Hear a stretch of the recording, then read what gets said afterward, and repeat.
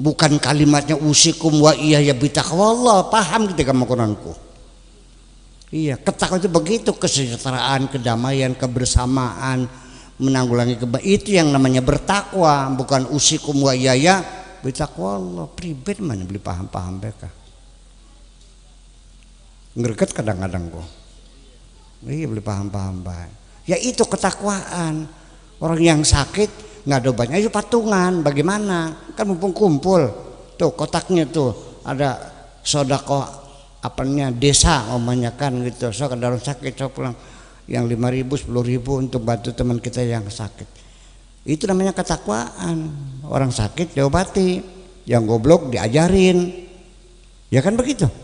Yang lapar dikasih makan, itu namanya ketakwaan, bukan mengucapkan usikum wa bertakwa. Gimana lagi? Keder kadang-kadang.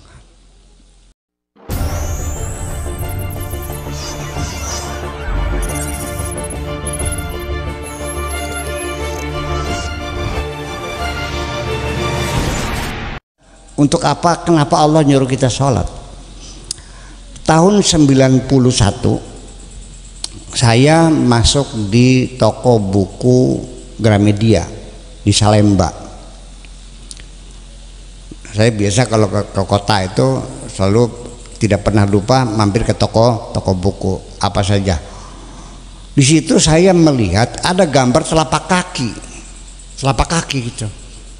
Buku apa ini? Saya buka. Refleksiologi, buku tentang refleksiologi. Ternyata dari buku itu bahwa semua jaringan saraf yang ada tubuh kita, telinga, mata, hidung, ginjal, paru-paru, itu semuanya berujung pada telapak kaki. Dulu baru muncul dalam bukunya juga. Saya pelajari. Dan saya praktekkan ke anak-anak santri waktu masih di Tulungagung tuh. Di mejanya pakai pentol korek tuh, atau pakai kayu yang dihalusin, ujungnya dipejat mata di bagian jempol. Bagian jempol kanan ditekukan jempol di ruas terakhir jempol kaki di sini. Itu adalah ini. Kemudian perut itu di kekosongan kaki. Kekosongan kaki itu ya yang situ. Cok kita perhatikan ketika kita ini duduk sholat, apa yang terjadi? Kaki kiri diselapin ke kanan, diinjak sama garis, betul nggak? Jempolnya ditekuk nggak? Tekuk. Pinggangnya ketarik nggak? Itu senam ringan sebetulnya mah.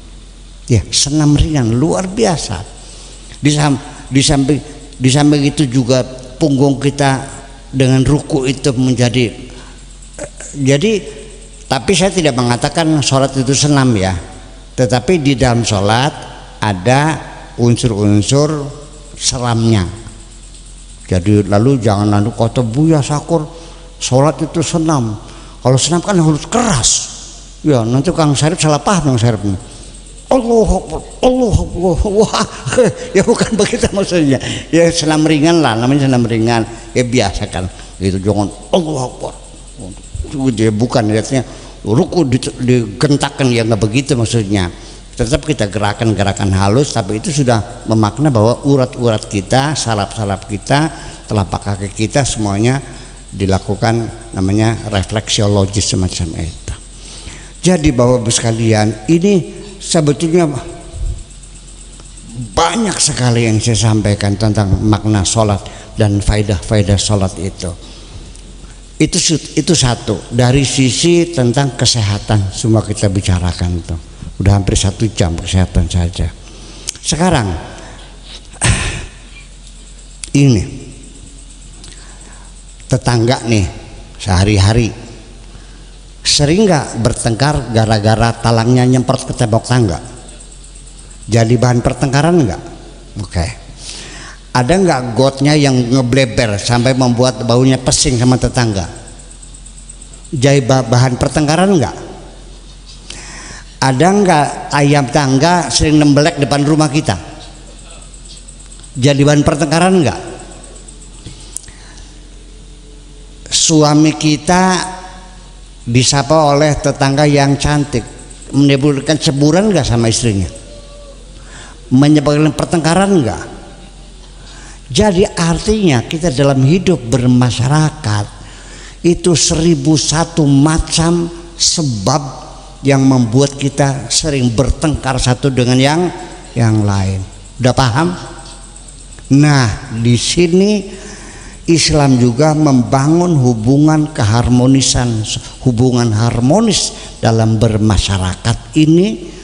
Makanya setiap hari per RT per RW itu ketemu di masjid atau di musola.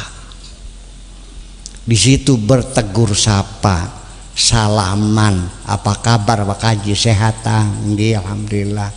Duduk bareng, berdiri bareng. Ya kan, pujian bareng semuanya. Setiap hari bertemu itu komunikasi langsung. Belum ada HP sejak dulunya, belum ada telepon, betul nggak? Belum ada faksimile, belum ada telegram. Nah, cara efektif masyarakat dipertemukan sehari 5 kali, sehingga ketika ada bibit-bibit perpecahan di antara kita, ketika bertemu sehari 5 kali itu bisa langsung dikomunikasikan. Paham nggak? Luar biasa. Nah, nanti seminggu sekali rapat per desa. Mana ada orang desa nggak sini? Kliwon mana ada sini? Juru tulis mana? Sebetulnya yang menjadi imam sholat Jumat itu kan rapat mingguan. Sebenarnya kubu yang imam itu, karena dia pemimpin dan dia yang khotbah. Sebenarnya kubunya badek-badek kan, kokon lebih baik suruh lebih aja. Nah, seminggu sekali kumpul per desa, rapat mingguan. Apa cirinya? Mana buktinya bahwa sholat Jumat itu adalah rapat mingguan? Yuk kita nanya lah masalah yang ada di desa. Nah, ketika mereka kumpul itu dikasih pengarahan atau dipidatoi atau diceramahi, atau bahasa Arabnya namanya khutbah. Nah, sebelum sholat dikasih pada ceramah pertama, di situ khatib menyampaikan sambutan dan melaporkan hasil pembangunan desa minggu yang kemarin, dari Jumat sampai Jumat apa yang dilakukan, laporan bahwa minggu ini kita baru selesai memperbaiki gorong-gorong yang menyempit sehingga menyebabkan Pulau Cangak kebanjiran terus nih, sudah dibongkar, diperbaiki, alhamdulillah sudah 2, masih tinggal 2 lagi yang belum. Kemudian rumah orang jompo ada 3 selesai, masih 5 belum lagi. Dilaporkan anak yatim yang putus sekolah sudah kita antarkan sekolah dan sudah mintakan dispensasi supaya tidak bayar SPP dan sebagainya. Yang sakit melahirkan sudah sehat, dilaporkan. Itu namanya tausiah bittaqwa, itu begitu. Bukan kalimatnya usikum wa iya ya bittaqwa Allah, paham ketika Quranku. Iya, ketakwaan itu begitu, kesejahteraan, kedamaian, kebersamaan, menanggulangi itu yang namanya bertakwa, bukan usikum wa iya ya bittaqwa Allah. Pribadi mana beli paham-paham mereka. Ngereket kadang-kadang kok. Iya, beli paham-paham baik. Ya itu ketakwaan. Orang yang sakit nggak ada obatnya, itu patungan. Bagaimana? Kan mumpung kumpul tuh kotaknya tuh ada sodako desa ngomongnya kan gitu. So kalau orang sakit so pulang yang 5.000 10.000 untuk bantu teman kita yang sakit. Itu namanya ketakwaan. Orang sakit diobati, yang goblok diajarin, ya kan begitu. Yang lapar dikasih makan, itu namanya ketakwaan, bukan mengucapkan usikum wa bittaqwa. Gimana lagi? keder kadang-kadang. Nah nanti khutbah yang kedua baru menyampaikan program. Mulai besok kita ada program baru lagi, yaitu ngecat pagar sepanjang jalan karena menjelang 17 Agustus. Paham? Harga cat mahal, jadi sekarang pakai kapur aja dah gitu. Gitu. Masih ada nggak kapur sekarang? Nggak ada ya. Di Gempol masih ada kan, Com? Pabrik kapur masih ada kok. Masih ada di mana sih, di Bongas itu masih ada tuh. Iya itu. Nah itu, nah karena orang itu nggak paham, mereka mengatakan bahwa sholat itu ibadah mahdoh.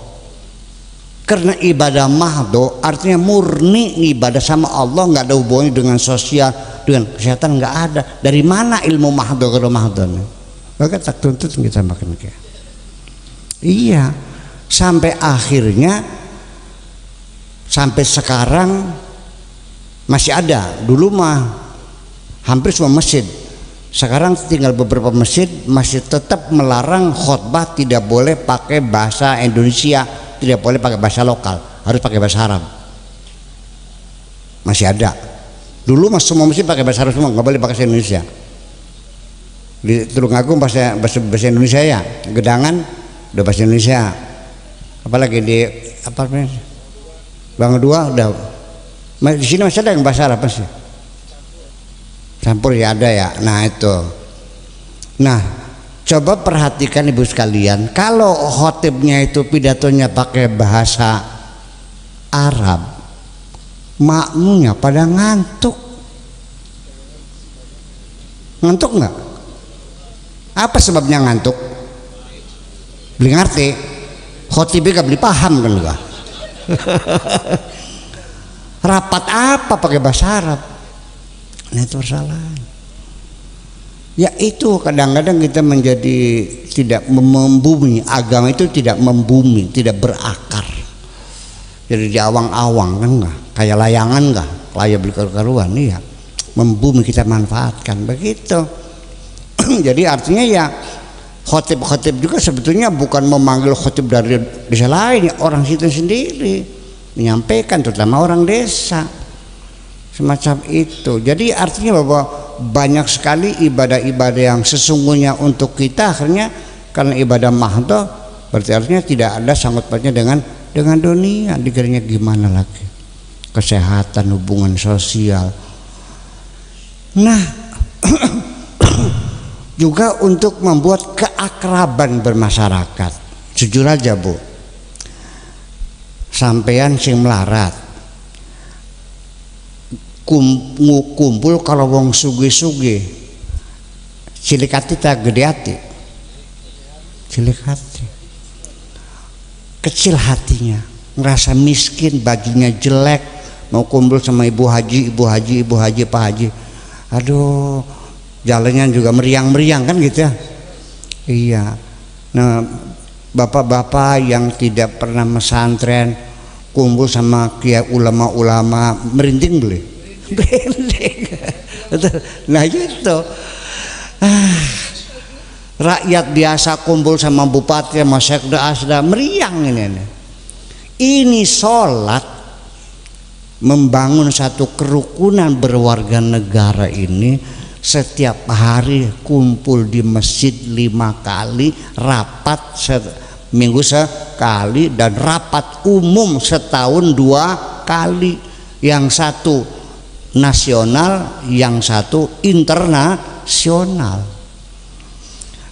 Kenapa membuat kerukunan ini? Karena masjid ini merubah jiwa kita. Begitu kita masuk masjid, coba perhatikan, siapapun masuk masjid, orang kaya, katakan sawahnya 80 hektar kayak Pak Haji Sarmun. Anda boleh ke Sarmun tak boleh? Nah ya, 40 sih mantul ke Sarmun. 80 hektar. Orang kaya sawahnya 80 hektar, begitu masuk masjid dia lupa jadi orang kaya. Mana buktinya? Ketika ada orang miskin, tukang macul duduk di sampingnya, dia tidak tersinggung. Paham bikin ke? Orang yang miskinnya pun tukang macul nggak takut berdamping orang kaya. Betul? Kenapa? Karena di masjid ada aturan, yang datangnya lebih dulu duduknya di depan, yang datangnya terlambat duduknya di belakang. Berbeda pada acara-acara lain, di sana dibedakan. Nih coba yang di depan kan penggede ini. Iya, pesek-pesek main gurih ada. Lah ya itu kan. Ya, tapi di sholat nggak ada aturan bahwa orang kaya di depan, miskin, nggak ada. Dengan acara semacam itu maka terjadi pembauran sosial, kaya miskin, pejabat rakyat, ya cantik jelek, blesak ganteng, sama semuanya dengan semacam itu. Sehingga kalaupun ada orang yang nyumbang masjid 500 juta, tapi dia punya persyaratan, saya sumbang 500 juta tapi di depan pengimaman khusus buat saya, boleh nggak? Nggak boleh, jelas nggak boleh, karena tujuannya bukan itu. Tidak ada perlakuan khusus di dalam masjid, semuanya sama. Itu yang maksud untuk pembauran. Perlu, nggak ada gap sosial, have and not have, itu nggak ada, kayak nggak ada semuanya.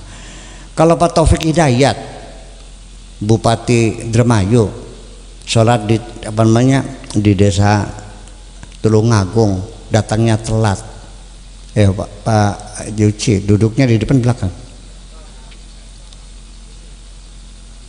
Bupati nggak ada urusan, duduk sini. Salah kamu, kenapa datangnya terlambat? Tersinggung nggak? Enggak. Di belakangnya Mankadim, mau nggak? Mankadimnya takut nggak? Enggak. Salah sirah dewa, kenapa tekannya kari? Cuek aja kan gitu. Coba ketika bersujud, ubun-ubunnya Pak Taufik Hidayat kan sujud, Mankadimnya sujud. Coba lihat dari atas, ubun-ubunnya bupati di bawah telapak kakinya Mankadim. Betul nggak? Mana ada terjadi dalam bermasyarakat ubun-ubun kita di bawah telapak kaki orang. Itu kan memang soal itu untuk merendahkan hati kita di hadapan Allah dan bersama kita.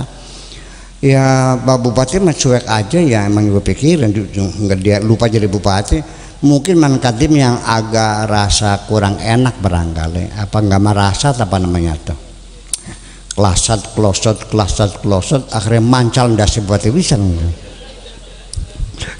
sampai topongnya nepluk, sampai topinya jatuh. Saya bertanya selesai sholat, assalamualaikum, bupati nyari topi ya, kan kepancal kakinya Mankadim. Dia ngambil topi, marah nggak sama Mankadim? Enggak, malah justru sangat bersahabat, sambil tertawa terbahak-bahak, ditepak penendok semua. Bupati kan gitu, ya kan begitu, betul enggak? Aduh punten pak, punten disengaja, mereka disengaja kan enggak? Artinya bahwa keakraban masyarakat ada dalam sholat itu. Nah kenapa ini tidak dijiwai? Malah justru saya sangat menyesal sekali, banyak orang yang rajin sholat berjamaah tapi juga bertengkarnya juga rajin. Kenapa? Nah itu persoalan tidak menjiwainya, paham kan? Jadi pada akhirnya mah Bapak sekalian, sekali lagi memperingati Isra Mi'raj ini bukan hanya mengenang, tapi malam ini kita mensyukuri kepada Allah bahwa kita diberi kewajiban sholat untuk kebahagiaan kita semuanya. Amin.